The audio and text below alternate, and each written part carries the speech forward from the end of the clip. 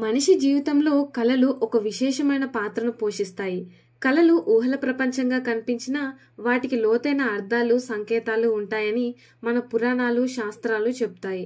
ముఖ్యంగా పాము కలలో కనిపించడం అనేది చాలా మందిని కలవరానికి గురిచేస్తుంది. ఈ కళలు శుభసూచకమా, అపశకునమా? ఇవి మన జీవితానికి ఏ విధంగా సంబంధించినవి? ఇవి దైవ సంకేతమా, లేక మన మనసులోని భయాలకు ప్రతిబింబమా? మరియు కలలో పాము కనిపించడం, వాటి అర్థాలు, ఇలాంటి ప్రశ్నలన్నిటికీ ఈ వీడియోలో సమాధానం తెలుసుకుందాం. నమస్కారం, హిందూ మార్గం ఛానల్ కు స్వాగతం. కాలగణన ప్రకారం కళల ప్రభావం రాత్రి 3వ పూట లేదా తెల్లవారుజామున వచ్చిన కళలు నిజమయ్యే అవకాశం ఉందని చెప్తారు. పురాణాల ప్రకారం పాము అనేది శక్తి, మోక్షం వంటి అంశాలను సూచిస్తుంది. శివుడు, విష్ణువు వంటి దేవతల కంఠంలో లేదా పాదాల దగ్గర పాము కనిపిస్తుంది. ఇది శక్తి యొక్క పరాకాష్ఠ లేదా జ్ఞానబోధ అని కూడా అర్థం వస్తుంది. కళలో పాము డిఫరెంట్ సిచ్యువేషన్స్ లో, పరిస్థితుల్లో కనిపిస్తాయి. కాబట్టి వాటి అర్థాలేంటో తెలుసుకుందాం. పాము మిమ్మల్ని కాటువేస్తూ ఉంటే ఇది ఒక మార్పుకి సూచన. మీరు జీవితంలో ముఖ్యమైన నిర్ణయానికి సిద్ధమవుతున్నారని సూచించబడుతుంది. కొన్ని జ్యోతిష్య గ్రంథాల ప్రకారం ఇది ఒక శత్రువుల నుంచి నష్టాలు కలిగే సూచన కూడా కావచ్చు. పాము వెంటాడుతూ ఉంటే పాత బాధలు లేదా అన్రిజాల్వ్డ్ ఎమోషన్స్ మిమ్మల్ని వెంటాడుతున్నాయని అర్థం. ఇది అపూర్వ శక్తులు మీ జీవితంలోకి ప్రవేశించబోతున్నాయని కూడా సూచిస్తుంది. పాము చంపడం వంటివి కళ్ళలోకొస్తే మీరు జీవితంలో ఉన్న భయాలను అధిగమించబోతున్నారని మరియు ఇది విజయానికి సూచనగా కూడా పరిగణించబడుతుంది. నలుపు పాము కళ్ళలో కనిపిస్తే రహస్య శక్తులు, ఇన్నర్ సఫరింగ్స్ కి సూచన. కొంతమందికి ఇది శత్రువుల నుంచి అపాయం లేదా ఆరోగ్య సమస్యలను సూచిస్తుంది. తెలుపు పాము కనిపిస్తే ఆధ్యాత్మిక వికాసానికి సంకేతం. కొన్నిసార్లు ఇది గురువు ఆశీస్సులు లేదా జ్ఞానాన్ని సూచిస్తుంది.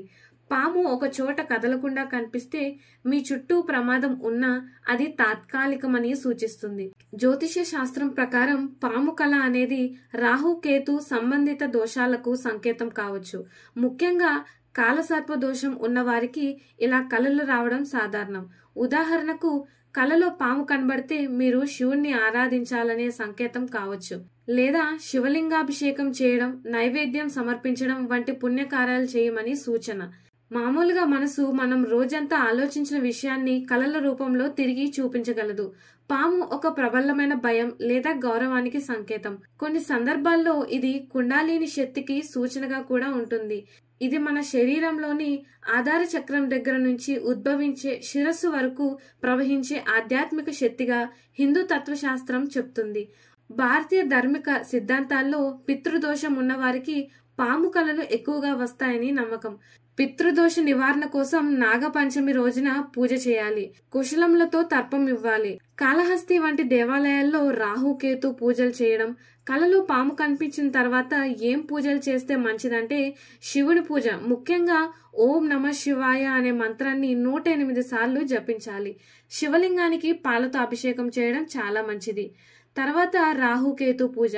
పితృదోష నివారణకు కాళహస్తి, నాసిక్ లాంటి దేవాలయాల్లో పూజలు చేయించాలి. నాగదేవత పూజ. నాగపంచమి రోజున పాము యొక్క ప్రతి రూపాన్ని పూజించాలి. పాలు, పానకం సమర్పించడం ద్వారా శాంతి పొందవచ్చు. శ్రీ సుబ్రహ్మణ్య స్వామి పూజ. శనివారం లేదా షష్ఠి రోజున పూజించడం మంచిది. కలలో కనిపించే పాము పరిస్థితి అది దేన్ని సూచిస్తుందో తెలుసుకుందాం. కలలో పాము కాటు వేసినట్టు కనిపిస్తే అది అపాయం, మార్పును సూచిస్తుంది.